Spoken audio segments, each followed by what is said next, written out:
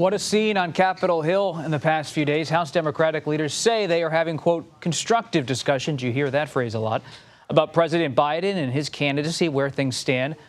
But some members of Congress, or the Democrats, are not fully committing to backing him at this point. In response to whether House Democrats came to a consensus today, House Minority Leader Hakeem Jeffries said, quote, conversations are ongoing.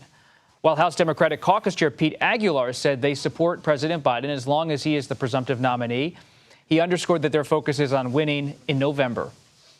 Our caucus meeting today was about listening to members. There was no instruction to get on the same page. We were talking about the importance, the twin goals that we have, preventing Donald Trump from ever setting foot in the White House and getting 218 votes for Hakeem Jeffries on January 3rd. Scott MacFarlane joins us now from Capitol Hill. It's been a busy day, Scott, for you. A lot of lawmakers to chase, to ask questions to. Let's listen, though, to New York Democrat Jerry Nadler, what he had to say. On the call Sunday, did you call on him to step aside? What changed for you? I'm not going to comment on what I said in a private meeting. All I'll say is the president made very clear yesterday that he's running. And for me, that's dispositive. We have to support him. Do you have concerns about him being on the top of the ticket? Whether I have concerns or not, is beside the point. He's going to be our nominee, and we all have to support him. Scott, let me read that back to you again. Quote, whether I have concerns or not is beside the point. He's going to be our nominee. We all have to support him. Is the Nadler POV, that point of view, the point of view of most Democrats right now? Or is there some faction that has much more enthusiasm for President Biden and another faction that maybe is even more negative publicly and privately? How do you read it all? Well, I think the largest faction, Bob, is the undeclared group that hasn't announced or answered questions about where they stand on whether the president should withdraw. I can tell you this for sure. Over the past 24 hours, the president has largely treaded water with political support among elected Democrats in Congress. He got one back in Jerry Nadler, who at one point said the president should withdraw, then today mustered some support, but late this afternoon he lost one. Mikey Sherrill, the Democrat from New Jersey, who flipped a red seat from blue in those 2018 midterms, issued a lengthy statement championing President Biden's accomplishments, but concluding the statement by saying he should step aside from this race to help preserve the White House and prevent a Trump presidency again. Listen, look at that quote there, Bob. I know President Biden cares deeply about the future of our country. That's why I'm asking that he declare that he won't run for re-election. In the Senate, Bob, pretty much everybody who's not a top vocal Biden surrogate kept their powder dry again today. Didn't join those 7 to 9 House Democrats who specifically said the president should withdraw. But we questioned 2 senators in particular who had some compelling things to say. One of his best surrogates, Chris Coons of Delaware, and one of the most powerful Senate Democrats of all, Dick Durbin of Illinois. Listen to the contrasts in their responses. At this point, I would say to the president, the challenge is to you. Show us in the way you campaign that you can effectively beat Donald Trump. Show us that you're a good candidate, and I believe he is, and that what we saw in that debate night is not typical of what we're going to see in the future. Many of my colleagues have concern, but what the president has done is listened to those concerns, acted on them, and sent all of us a letter. He's in, he's running, he will be our nominee, he will be our next president.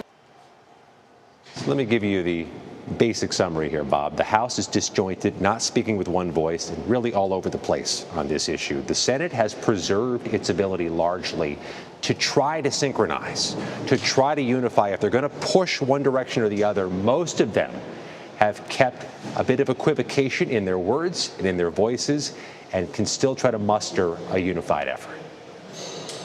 But, Scott, great reporting, but I'm not hearing anybody who's really willing to push President Biden off. Sending a gentle letter is one thing, as the Congresswoman from New Jersey did, but that's not a political war against the incumbent. Is anybody preparing to actually, one, run against President Biden, as he's called any challenger to do? He said, take me on at the convention. Or 2, just come out and say, it's over. He has to step aside. Or is it, do you sense in your reporting a little bit of a receding in that sentiment? See, I don't think it's that. I don't think there's been ground gained by the president over the past 24 hours. What I'm sensing in the Senate in particular is people are deferring this or hitting a snooze button on what to say about the president. Should he withdraw? They're giving him, and to a degree themselves, more time, more opportunities for the president to speak, and as so many of them have said, show himself, prove himself, demonstrate something to the voters, demonstrate something to elected officials that really does point everybody in the direction of Thursday, doesn't it, Bob, when he has that press conference? Over the weekend, headline after headline, Senator Mark Warner of Virginia is preparing to huddle with colleagues to discuss the future of the Democratic ticket. We kept hearing about Senator Warner. It was all over every single political publication, political news show. Then suddenly Senator Warner decides to not have this meeting. Where is he today on the Biden question? And who, if anyone, among Senate Democrats is the kind of point person for the Biden concern coalition? It's another broad group, I think, in the U.S. Senate. Most Senate Democrats, Bob, have given us a relatively uniform response of we have concerns, we have questions, we need more time. They walked out of their Tuesday Senate Democrat luncheon with what appeared to be a company line of it was a constructive meeting, we have nothing to declare, nothing to announce. It seems clear that they have tried to buy themselves and buy the president a little more time before declaratively saying anything one way or the other, with the small exception, Bob, of those top surrogates who've been championing the Biden presidency and campaign from the jump.